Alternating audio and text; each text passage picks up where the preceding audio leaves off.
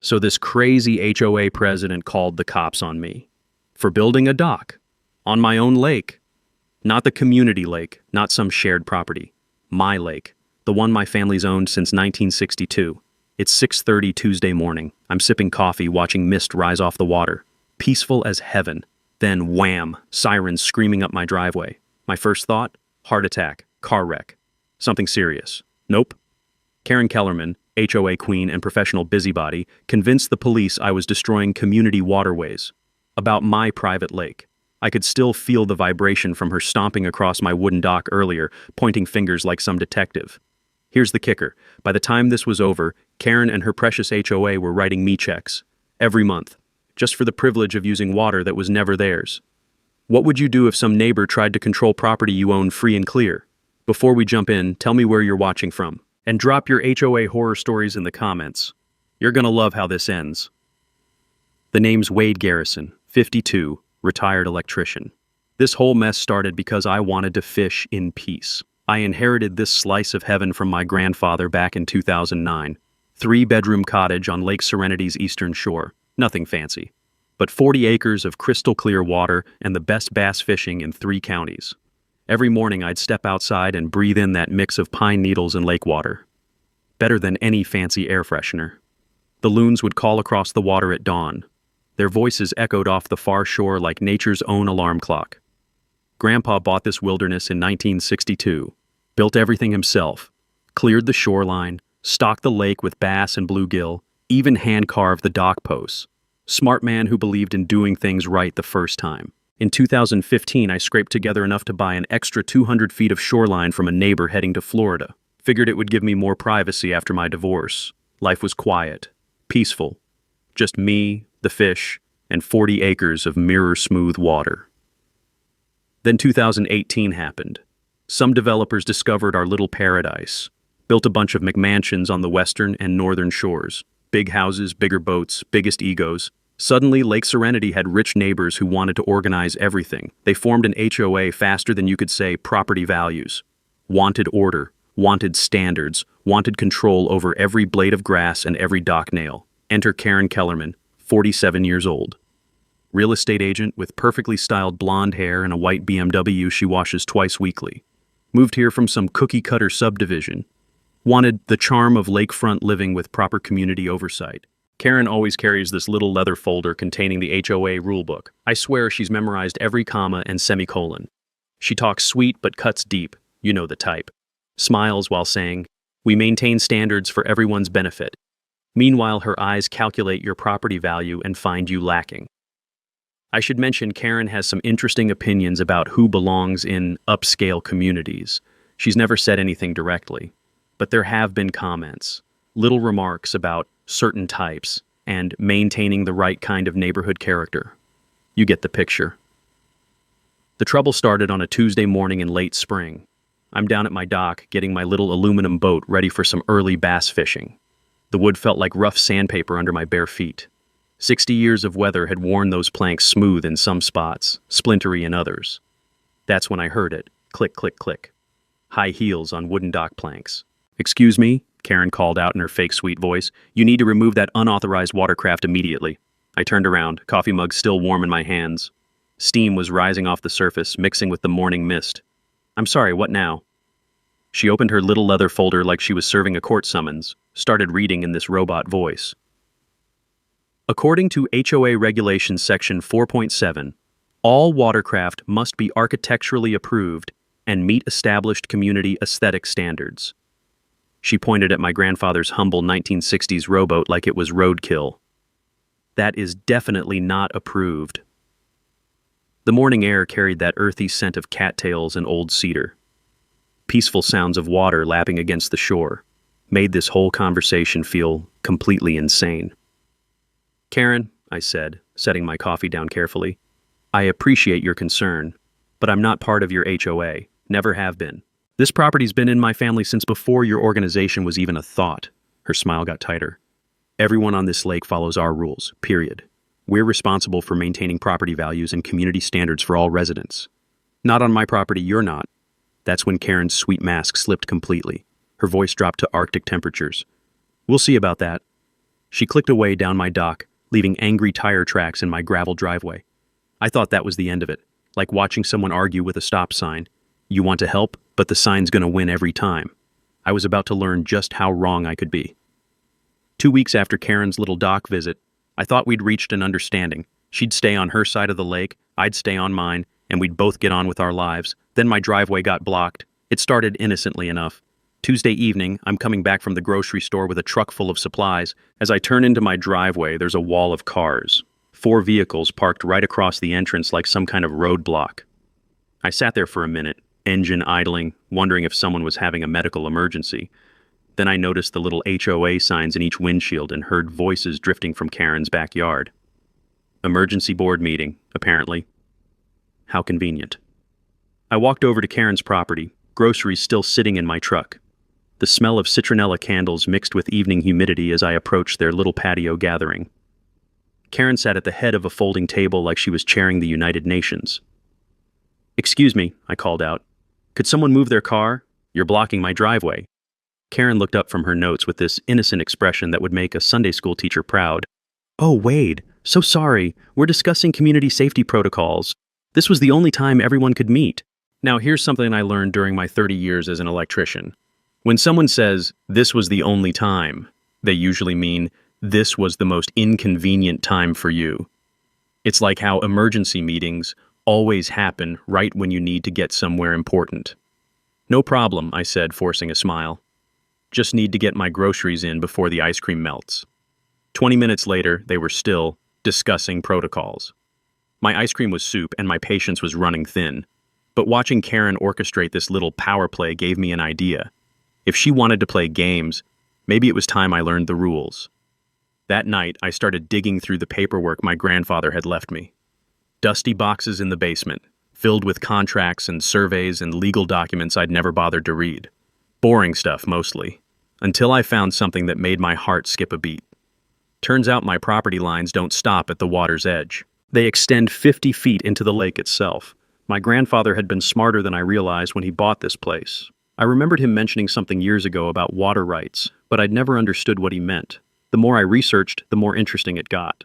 The HOA had never filed any official claims for their lake access. They were basically operating on good faith and assumptions. And according to their own precious bylaws, the ones Karen quoted like scripture, any new water regulations required unanimous consent from all lake property owners. Since nobody had ever asked me to consent to anything, technically their whole system was built on shaky legal ground. It was like discovering your neighbor had been using your electricity for 3 years without asking. I spent the next morning installing security cameras along my shoreline. Nothing fancy, just basic units pointing toward the water. If Karen wanted to document everything I did, fair was fair. The cameras paid for themselves on day 1. I caught 3 HOA members, including Karen, walking along my shoreline with measuring tapes and notebooks, taking pictures, making notes, acting like they owned the place. I could have called the cops right then. Trespassing is trespassing. But sometimes you let people dig their own holes a little deeper before you hand them the shovel. Instead, I put up private property signs every 20 feet along my shore, bright yellow, impossible to miss. The sound of my hammer echoing across the water felt oddly satisfying. Karen's response was swift and predictable. Another call to the county claiming I was creating unnecessary tension and disrupting community harmony. The county official, clearly tired of Karen's repeat performances, basically told her to work it out like an adult. You could hear his patience evaporating through the phone. That's when I knew Karen had run out of official channels. No more cops, no more inspectors, no more bureaucratic backup.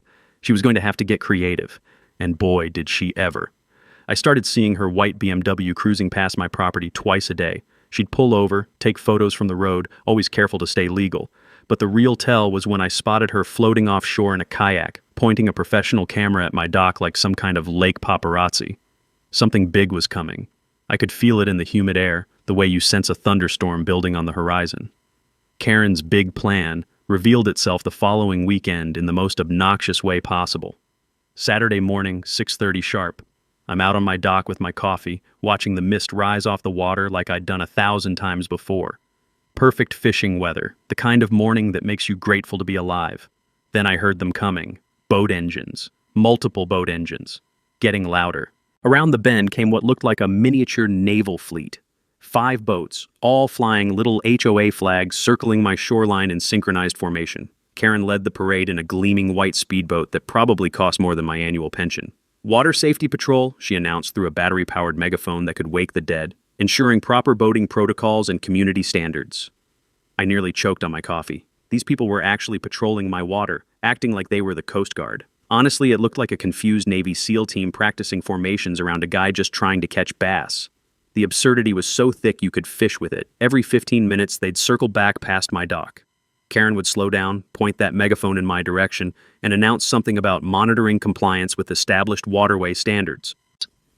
The other boats followed her like ducklings, their wakes rocking my grandfather's old dock with unnecessary force. But watching their little water circus gave me an idea. All that research I'd been doing wasn't just about property lines. I'd stumbled across something interesting about navigation laws while reading through my grandfather's old files late one evening. Turns out there's this thing called no-wake zones. Makes perfect sense when you think about it. Boats speeding past fishing areas create dangerous wakes that can damage docks or hurt people. Property owners can actually petition the state to establish safety zones around private structures. My grandfather had mentioned it once, saying he'd considered it but never got around to the paperwork. While Karen's patrol was busy circling like sharks smelling blood, I was quietly filling out DNR paperwork on my kitchen table. Request for a 100-foot no-wake zone around my dock. Completely legal, completely reasonable, and something that would turn Karen's dramatic boat parade into the world's most boring, slow-motion crawl. The irony was delicious. Karen thought she was controlling my activities, but she was actually giving me perfect justification to control hers. Sometimes the best solutions hide in plain sight. That afternoon brought an unexpected phone call that changed everything. "Mr. Garrison, this is Marlo Oakley, maritime lawyer here in town. I heard about your situation through the county clerk. You know how small towns are. Mind if I buy you coffee?" When a lawyer offers to buy you coffee instead of billing you $300 an hour, you pay attention. We met at Murphy's Diner, where the apple pie is legendary and the gossip flows faster than the coffee refills. The red vinyl booths had seen decades of local drama, but nothing quite like this. Marlo had been watching Karen's HOA shenanigans for months. Apparently they'd been testing boundaries with other property owners too. Pushing here, prodding there, seeing what they could get away with. But the bombshell she dropped made my head spin faster than Karen's boat parade. That HOA insurance doesn't cover lake activities, period. Every time they're out there playing water police, they're creating massive personal liability for every board member. One accident, one injury, one wake-related collision, and they're all personally on the hook for damages. The smell of cinnamon and apples from the fresh pie couldn't distract me from what this meant. Karen's boat patrols weren't just annoying, they were financial suicide, for her and everyone following her lead. Now I had real leverage, but Marlo's advice was golden. Let them keep digging. Sometimes the best legal strategy is watching your opponent make bigger mistakes. So I stayed quiet and kept my cameras rolling. Every boat circle, every megaphone announcement, every time they violated basic boating safety near my dock, my evidence folder was getting fatter than Murphy's pie slices. Karen wasn't done escalating, though. The psychological warfare started the next week with surgical precision. Suddenly, everywhere I went in town, conversations stopped when I walked in. At the hardware store, people whispered behind paint displays. At the gas station, the clerk avoided eye contact like I had something contagious. Karen had been busy painting me as some kind of anti-social threat to their perfect lakefront community. She even set up a petition table outside the grocery store, collecting signatures for enhanced lake safety regulations that obviously targeted me. Her presentation was polished, professional, and completely misleading. Watching her work was like seeing a master manipulator in action. Almost impressive if it wasn't so infuriating. "He just does whatever he wants out there," she told potential signers, voice dripping with manufactured concern. "No regard for community safety or property values. We need protection from this kind of behavior." But small towns have their own brand of justice. And Karen was about to discover that gossip cuts both ways, especially when you're spreading lies about someone whose family helped build the community. Karen's smear campaign was working better than she probably expected. By Wednesday, I'd gotten 3 dirty looks at the post office and 2 people had actually crossed the street to avoid me. Small-town social warfare at its finest. But Karen made one critical mistake. She got greedy. Thursday morning, I'm enjoying my usual coffee and sunrise routine when a state truck pulls into my driveway. Official government plates, serious-looking guy in a uniform. the smell of diesel exhaust mixed with morning lake air as he climbed out. My first thought? Karen had somehow escalated to federal agencies. Mr. Garrison? Officer Martinez, Department of Environmental Protection. We received a complaint about potential environmental damage from unpermitted dock construction. I invited him down to examine my grandfather's 60-year-old wooden dock, the same dock that had weathered decades of storms without losing a single board. Officer Martinez spent 10 minutes checking the structure, taking photos, consulting his tablet. Then he surprised me. Sir, this is actually textbook environmentally conscious construction. Whoever built this understood sustainable lakefront development. He pointed toward the far shore where HOA boats clustered around concrete ramps. Now those structures over there? Different story entirely. My pulse quickened. What do you mean? Multiple unpermitted concrete installations built directly into the lake bed. No environmental impact studies, no proper drainage, no fish habitat considerations. He made notes on his clipboard. Plus, there's the matter of outstanding violation fines. That's when I learned something beautiful. The HOA owed $15,000 in unpaid environmental penalties. Violations they'd been ignoring while Karen lectured me about community standards. I remembered my grandfather once explaining why he'd used wood instead of concrete for our dock. Wood breathes with the water, he'd said. Concrete just sits there like a dead thing, killing everything underneath. Turns out environmental science had caught up with his common sense. After Officer Martinez left, I sat on my dock feeling warm afternoon sun on my shoulders and processing the irony. Karen's environmental complaint had boomeranged straight back at her organization's own violations. Time for some strategic construction. I decided to expand my dock, not out of spite, but education. If Karen wanted authority over lake structures, she should understand what properly permitted construction actually looked like. That weekend, I designed a legitimate fishing pier, multiple stations, proper lighting, full environmental compliance. The satisfying scratch of pencil on graph paper as I planned each detail reminded me why I'd loved being an electrician, solving problems with careful planning and honest work. Monday morning brought my construction application to the county. Complete environmental review, structural engineering, everything Karen's concrete ramps had skipped. Sometimes showing someone how things should be done speaks louder than arguments.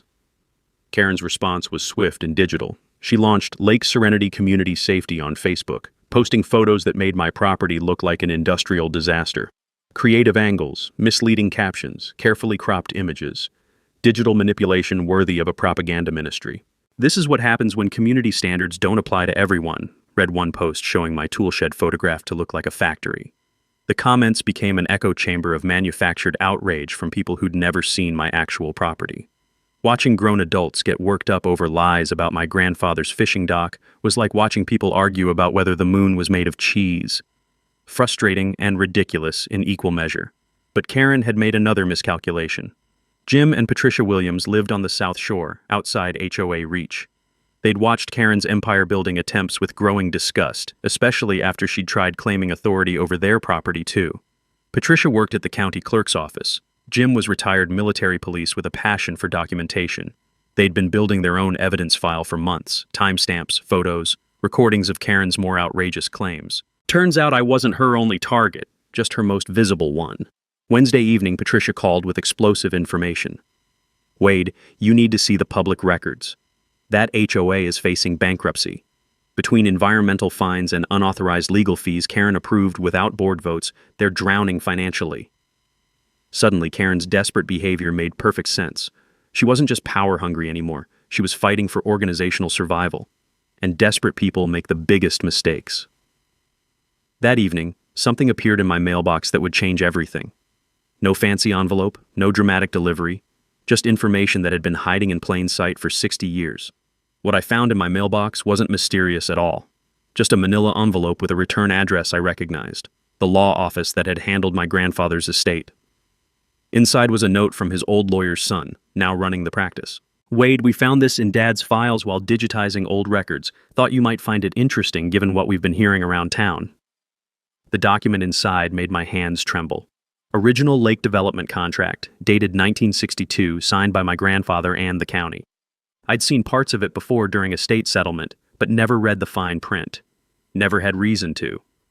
Now I had every reason in the world. Section 12, paragraph 3. Developer retains perpetual exclusive rights to Eastern Shore Development Oversight and Consultation Authority for any community organization seeking lake management responsibilities. I read it 3 times before the words sank in. My grandfather hadn't just bought lakefront property. He'd retained legal oversight authority for anyone wanting to manage lake activities. The musty smell of old paper mixed with fresh lake breeze as I sat on my porch, processing the implications. Section 15 was even better. Any community organization assuming lake management duties shall compensate the original developer family at fair market rates for consultation and cooperation services, calculated monthly based on scope of management activities undertaken. My coffee went cold as reality hit. The HOA hadn't just been operating without permission for 3 years. They legally owed me money for every single lake management activity they'd performed. It was like discovering your annoying neighbor had been stealing your electricity while complaining about your lawn care. The next morning, I drove straight to Marlo Oakley's office. The familiar smell of fresh legal briefs and industrial-strength coffee filled the waiting room as I clutched my grandfather's contract like a winning lottery ticket. Marlo's reaction was worth the drive. "Holy hell, Wade, this is ironclad." She spread the contract across her mahogany desk, studying each clause with the intensity of a jeweler examining diamonds. "Your grandfather essentially retained developer oversight rights in perpetuity. Every HOA lake activity without your consent is a contract violation." We spent 2 hours calculating what the HOA legally owed me. Lake management consultation, $500 monthly for 3 years. Boat launch usage fees for 24 households, $50 each per month. Environmental oversight for their unpermitted construction, $200 monthly. Total retroactive compensation, $28,800. But the real power wasn't in past fees. It was in future control. You don't just own your shoreline, Wade. You have legal authority over anyone wanting to manage lake activities. They need your permission, and they need to pay fair compensation. Marlo tapped the contract with her pen. In property law, original development contracts create binding obligations that transfer with ownership. They're nearly impossible to overturn. The takeaway was crystal clear. Always research original development contracts before assuming HOA authority extends beyond their actual legal boundaries. I sat back in Marlo's leather chair, watching dust motes dance in afternoon sunlight streaming through her window. 3 months ago, I'd been a retired electrician who just wanted to fish in peace. Now I held legal authority over the very organization that had been harassing me. The irony was so perfect it almost hurt. That evening, I drove to my grandfather's grave at Sunset Memorial. The granite headstone felt cool and smooth under my palm as I told him what his foresight had accomplished. He'd protected our family's interests 60 years into the future, probably knowing that someday developers would try to claim authority over what he'd built. "You always were 10 steps ahead, Grandpa," I whispered into the evening air, thick with honeysuckle and approaching rain. "Thanks for looking out for us." But as satisfying as this discovery was, I knew timing would be everything. Reveal too early, and Karen might find legal loopholes. Wait too long, and the financially struggling HOA might declare bankruptcy, making recovery impossible. The perfect opportunity was approaching.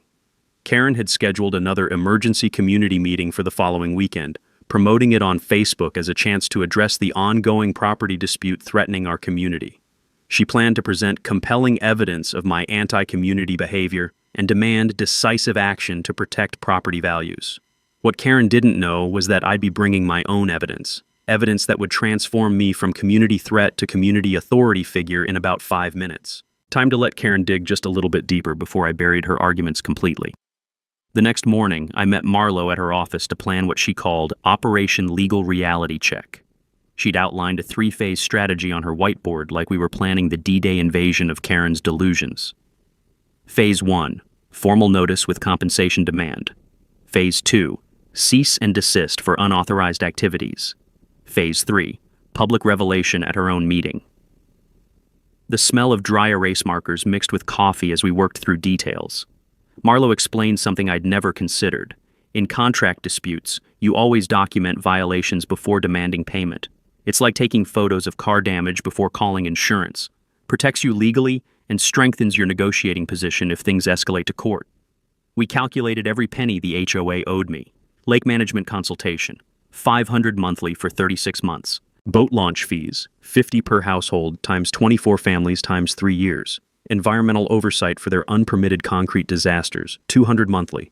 Total legitimate compensation, $28,800. The beauty is, these aren't revenge penalties, Marlowe said, organizing our paperwork into military-precise stacks. These are fair market rates for services they've been receiving free, like discovering your neighbor's been using your Wi-Fi for 3 years while complaining about your hedge height. While Marlowe drafted legal documents with surgical precision, I started my own quiet campaign. Not Karen's dramatic Facebook theater, but actual conversations with real neighbors who'd been watching this circus unfold from their front row seats. Tuesday evening brought coffee and homemade cookies with Jim and Patricia Williams. Their kitchen smelled like vanilla and common sense as Patricia opened her evidence folder, a thick binder that would make any prosecutor proud. Karen tried claiming authority over our property too, Patricia said, showing me photos of their perfectly normal garden shed. Said it didn't meet community standards, even though we're clearly outside HOA boundaries. Woman actually measured our property line with a tape measure like she was surveying for NASA. Jim's military background showed in his documentation. Timestamps, photographs, detailed notes written in neat block letters. 30 years in MP taught me to keep records, he said. Never know when you'll need evidence, and Karen's been testing boundaries all around this lake. Turns out 3 other families had similar grandfather clauses buried in their original deeds. Karen's HOA had been operating on pure assumption for years, never bothering to research the actual legal framework they claimed to enforce. It was like watching someone direct traffic without checking if they actually worked for the city. Wednesday brought my ace ally, marina owner Frank Rodriguez. His dock office overlooked the entire lake, and he'd watched Karen's empire-building attempts with professional amusement mixed with growing irritation. She's been telling my customers they need HOA approval to use my boat ramp, Frank said, laughing while showing me his permits folder. Problem is, my marina predates her HOA by 15 years. I've got environmental clearances they only dream about. Frank's records revealed something delicious. The HOA owed him over $3,000 in unpaid usage fees. Karen had been authorizing members to use his private facilities while refusing to pay established rates, apparently believing that HOA membership granted universal lake access. I've been patient because I like keeping peace, Frank said, straightening his already organized files. But if you're taking legal action, count me in. Time these folks learned how property rights actually work in the real world. Meanwhile, I continued building my dock extension. Each morning, the rhythmic hammering echoed across still water like a woodpecker with a law degree. The sound seemed to say, "This is how you do things legally." The visual contrast was perfect. Me working on properly permitted construction while their concrete ramps violated multiple environmental regulations. Sometimes the best arguments don't need words. They just need obvious examples of right versus wrong. Thursday evening, Marlowe called with our legal arsenal complete.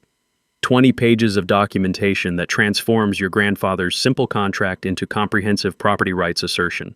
Professional, reasonable, and designed to show we're enforcing legitimate obligations, not seeking petty revenge.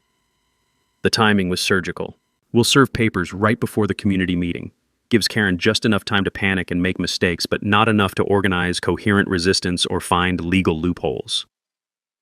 Friday night, I sat on my completed dock, watching sunset paint the lake in shades of gold and orange. The new planks felt solid under my bare feet, worn smooth by decades of honest work, and professional fishing stations would accommodate multiple neighbors comfortably. This wasn't about beating Karen anymore. It was about establishing clear boundaries, fair compensation, and mutual respect. The dock would symbolize cooperation, once legal obligations were properly met and acknowledged. Tomorrow's meeting would determine whether Karen wanted to work within legal reality or keep fighting the constitution of lake property rights that my grandfather had helped write 60 years ago. Either way, I was ready. And honestly, after months of dealing with her manufactured nonsense, I was actually looking forward to watching Karen's face when she realized she'd been playing checkers while I'd been reading the actual rulebook. Saturday morning arrived with Karen's most desperate move yet. I'm out on my new dock at dawn, testing the fishing stations and breathing in that crisp lake air mixed with pine needles when power tools start screaming across the water. Karen and 3 HOA board members are creating construction chaos at the water's edge. Yellow caution tape, orange safety cones, equipment that could build an airport. From my security cameras, it looked like major unauthorized work. My phone rang within the hour. "Mr. Garrison, this is Inspector Williams from County Building. We've received reports of unpermitted construction on your property. I need to verify compliance immediately." I almost choked on my coffee. "Inspector Williams, I have all my permits right here. Filed everything properly months ago. Want me to email copies? Well, that's unusual. The complaint mentioned unauthorized dock expansion without environmental clearance. 20 minutes later, Inspector Williams stood on my perfectly legal dock, reviewing my paperwork while shaking his head like he was watching someone argue with gravity. Mr. Garrison, your permits are textbook perfect. He gestured toward Karen's construction theater across the lake. Now that over there, that's a different story. No permits filed for whatever they're attempting. While the inspector shut down Karen's unauthorized project, I realized her strategy. Create fake emergency construction, then claim I was the illegal operator. It was like trying to frame someone for speeding by breaking the speed limit yourself, but Karen's desperation was just warming up. Tuesday brought a knock from someone in an expensive suit who looked miserable. Nervous smile, briefcase that cost more than my truck, and the demeanor of a man who hadn't been told the whole truth. Mr. Garrison, Attorney Mitchell Stevens, representing Lake Serenity HOA. My clients want to discuss a mutually beneficial arrangement regarding your recent concerns. Karen had hired legal muscle. With what money, considering their financial troubles, I had no idea. But apparently, intimidation through expensive lawyers was her next play. Ms. Kellerman authorized me to offer $2,000 to relocate your dock to a less prominent position. This would restore community harmony and protect property values. I pulled out my phone and hit record, something I'd learned was perfectly legal in our state as long as one party consents. Always document when lawyers make offers, because memories get fuzzy but recordings don't lie. Mr. Stevens, I appreciate the offer, but my dock stays where my grandfather built it 60 years ago. Tell your clients to research original lake development contracts before making more offers. Might save everyone some embarrassment. The lawyer left looking like someone had handed him a map to Atlantis. Smart attorneys ask the right questions before making offers. Desperate clients don't always provide honest answers. Wednesday brought Karen's most creative harassment yet. She organized daily wellness patrols, 5 boats playing different music at maximum volume, circling my shoreline every morning from 7 to 9. Classical, country, rap, death metal. The acoustic nightmare sounded like someone had put a radio inside a blender and hit puree. The cacophony bouncing off the water made my peaceful fishing mornings feel like a carnival from hell. But noise pollution works both ways. I retrieved my grandfather's old air horn, Coast Guard approved emergency signal, loud enough to register on seismic equipment. Every time Karen's floating jukebox violated my 100-foot no-wake zone, they got a friendly safety blast. Amazing how quickly wellness patrols lose enthusiasm when someone returns their energy with compound interest. Thursday evening, Frank called with disturbing intelligence. Wade, Karen's spreading dangerous lies at the marina. Claims you threatened violence and she fears for her safety. This was escalation to seriously dangerous territory. False threat accusations could involve police, create legal problems, damage reputations permanently. Karen was playing with dynamite now. She's also telling people you plan to charge lake admission and commercialize everything, Frank continued, building quite the scary narrative about your intentions. Karen was constructing a 2-pronged attack. Paint me as both physical threat and economic enemy. Classic manipulation, make people afraid, then position yourself as their protector. But she'd made one critical error. In desperation to destroy my credibility, she was creating more harassment evidence while proving she understood nothing about the legal situation she'd stumbled into. By Friday, the rumors had spread throughout town like spilled paint. At the hardware store, conversations stopped when I walked in. At the gas station, people avoided eye contact. Karen's character assassination was working, turning neighbors who'd known my family for decades into suspicious strangers. The irony was thick enough to cut with a fishing knife. Karen was destroying community harmony while claiming to protect it, creating the exact problems she accused me of causing. But every lie she told, every false claim she made, every harassment tactic she employed was being documented by multiple sources. My cameras, Frank's records, Jim and Patricia's notes, even social media posts she thought were helping her case. Karen was building the evidence file for her own downfall, one desperate move at a time. Saturday's meeting was going to be very educational. The week leading up to Karen's community meeting turned into psychological warfare on steroids. She wasn't just spreading rumors anymore. She was conducting a full-scale media campaign designed to destroy my reputation before Saturday's showdown. Monday morning, I opened the local newspaper to find a half-page article titled, "Lake Community Faces Property Dispute." The reporter had clearly gotten most of their information from Karen, painting me as some kind of antisocial hermit threatening peaceful lakefront living. One longtime resident has been expanding dock structures without community consultation, the article read. Neighbors expressed concern about potential commercialization and environmental impact on this pristine family lake. The photo they used showed my dock from the worst possible angle, making my grandfather's humble fishing pier look like some kind of industrial installation. Meanwhile, Karen's quotes painted her as a concerned community leader just trying to protect everyone's investment. I called the reporter immediately. "This is Wade Garrison. I'd like to provide some context for your lake story." The reporter, a young woman named Jessica Oakley, sounded surprised to hear from me. "Mr. Garrison, I did try to reach you for comment, but no one answered your phone. I never received any calls, but I'd be happy to share documentation of property rights, environmental permits, and the harassment campaign your article doesn't mention." Within 2 hours, Jessica was sitting on my dock with a digital recorder, photographing my permits and reviewing my grandfather's original development contract. The smell of fresh newsprint from her notebook mixed with lake breeze as she took detailed notes. "Mr. Garrison, this completely changes the story. Why didn't the HOA mention your family's original development rights?" "You'd have to ask them, but I suspect they never researched the legal foundation before assuming authority." Tuesday's follow-up article presented a much different narrative. "Lake property rights traced to original 1962 development contract," read the new headline. Jessica had done her homework, interviewing county officials and reviewing public records, but Karen's response was swift and vicious. She organized what she called a community safety forum at the fire station, complete with printed flyers about protecting our lake from commercial exploitation. I didn't attend, but Jim Williams did. He called afterward with a full report that made my blood boil. "Wade, that woman stood up there and basically accused you of being a dangerous threat to community safety, said you've been making threatening gestures and that families are afraid to let their children near the water." The lies were getting more elaborate and more dangerous. Karen was systematically poisoning community sentiment while positioning Saturday's meeting as some kind of intervention to protect innocent families from my imaginary threats. Wednesday brought Karen's most calculated move yet. She contacted my insurance company claiming my dock expansion created liability risks for neighboring properties. Apparently, she'd researched enough to know that insurance investigations could create serious financial problems. The insurance adjuster, a pleasant woman named Maria Santos, arrived Thursday morning to inspect my property. The sound of her heels clicking on my dock planks echoed across the water as she examined every joint and support beam. "Mr. Garrison, I have to say, this is some of the finest dock construction I've seen. Your permits are in perfect order, and the environmental compliance is exemplary." She photographed the structure from multiple angles. Whoever filed the complaint clearly doesn't understand maritime construction standards. Maria's report would actually strengthen my position, but Karen's strategy was becoming clear. She was trying to create so many bureaucratic problems that I'd eventually surrender just to make the harassment stop. Thursday evening brought the most disturbing development yet. Patricia Williams called with urgent information from her county clerk connections. "Wade, Karen's been researching your personal finances through public records, property taxes, business licenses, anything she can access legally.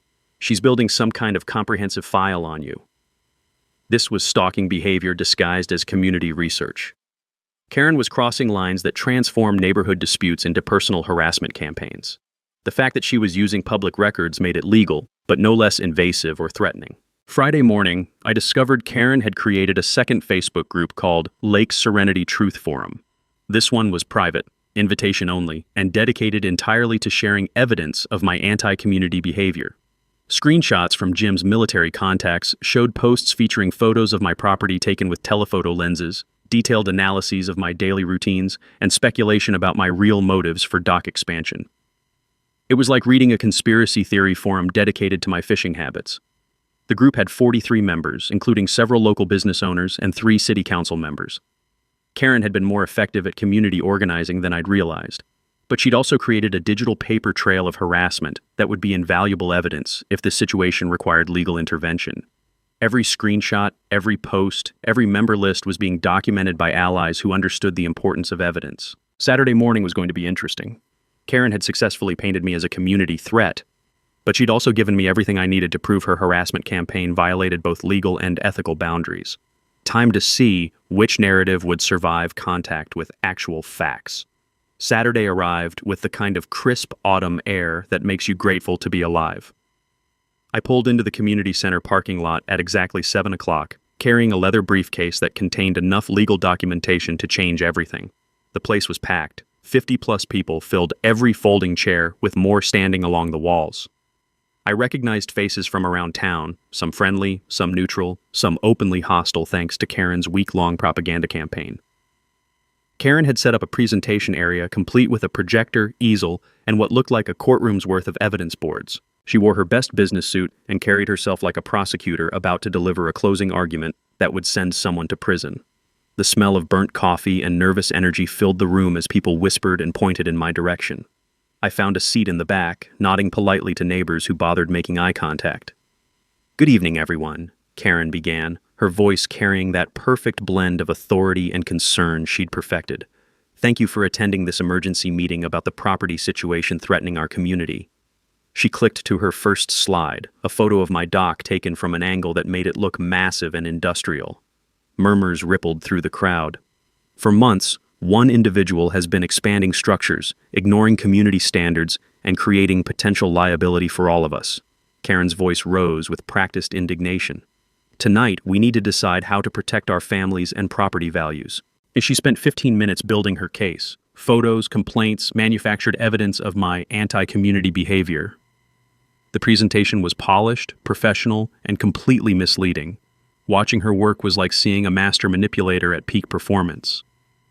"This individual refuses to cooperate with reasonable requests," Karen continued, gesturing dramatically toward my section.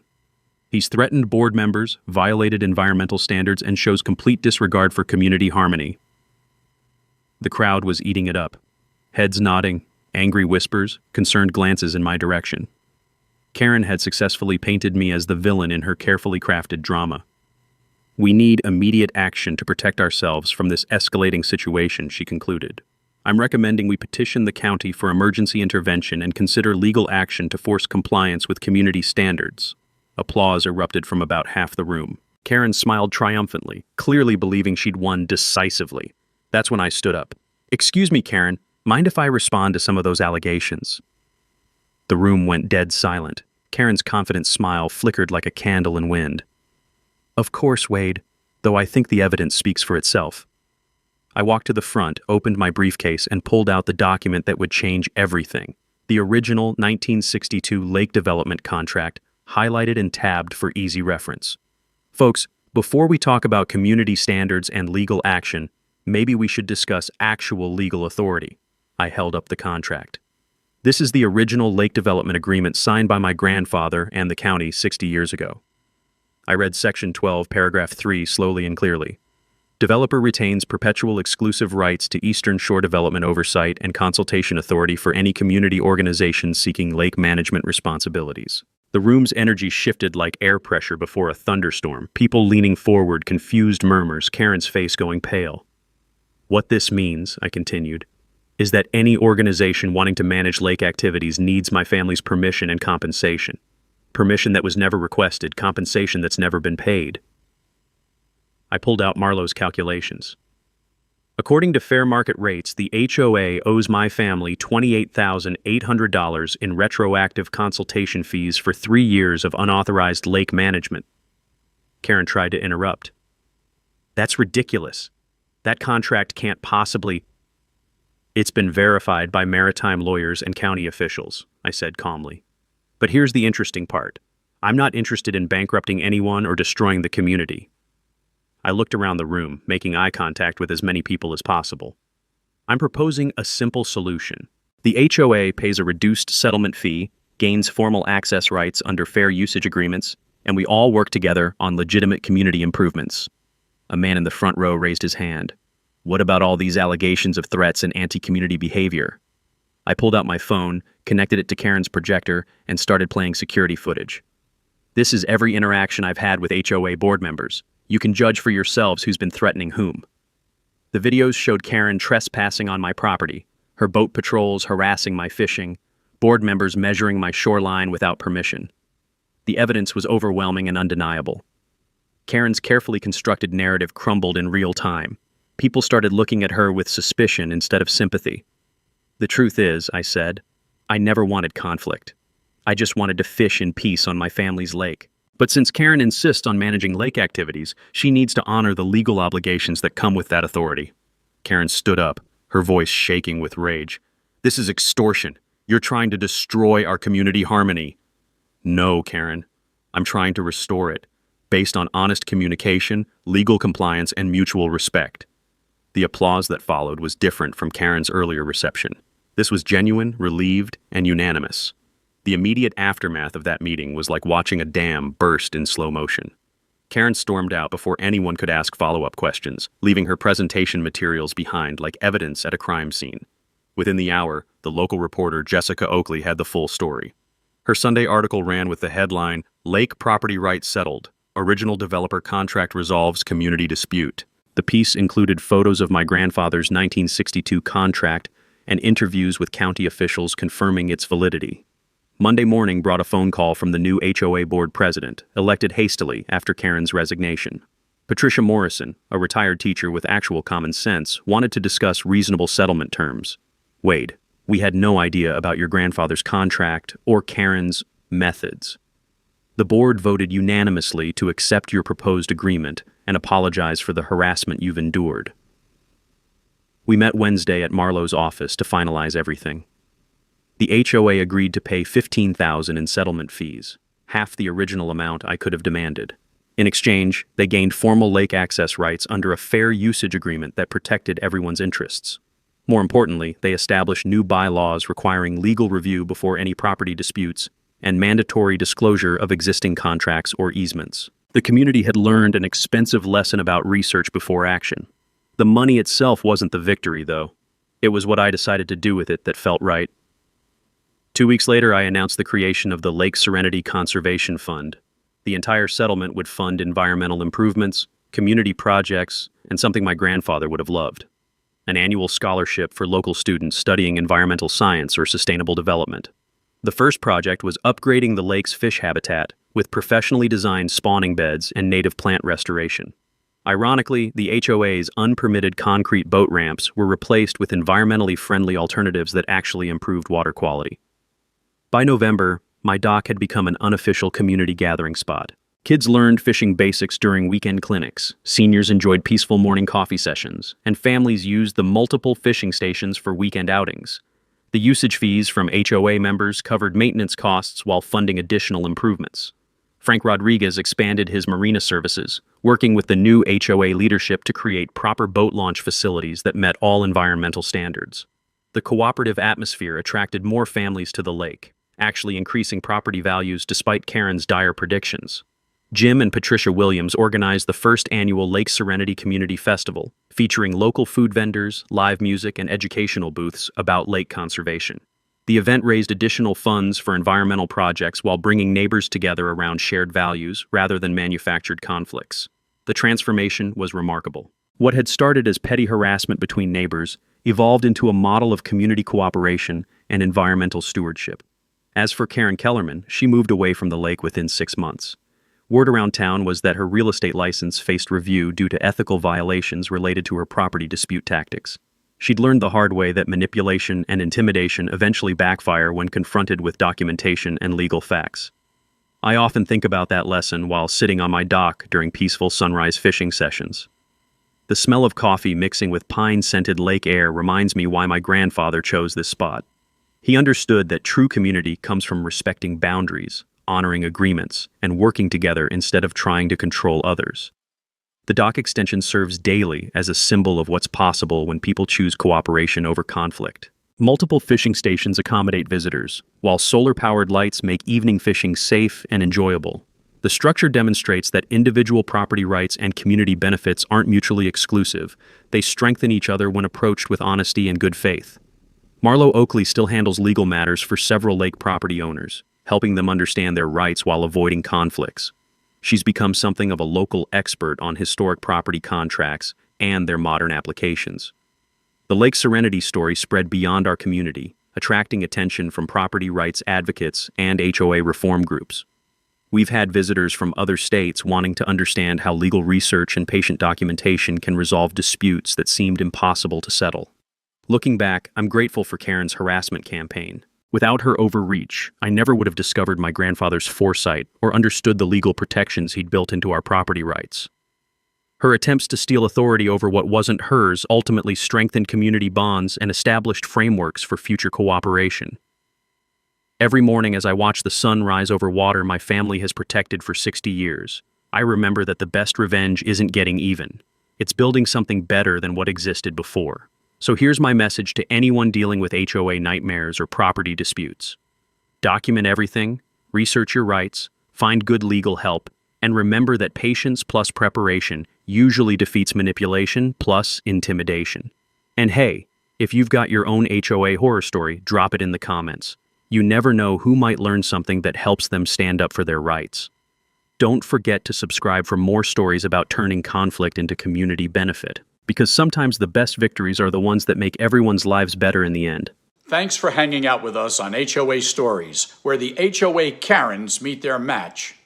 If this story had you cheering or cringing, go ahead and like the video, drop a comment with your reaction, and hit subscribe so you're ready for the next wild HOA tale.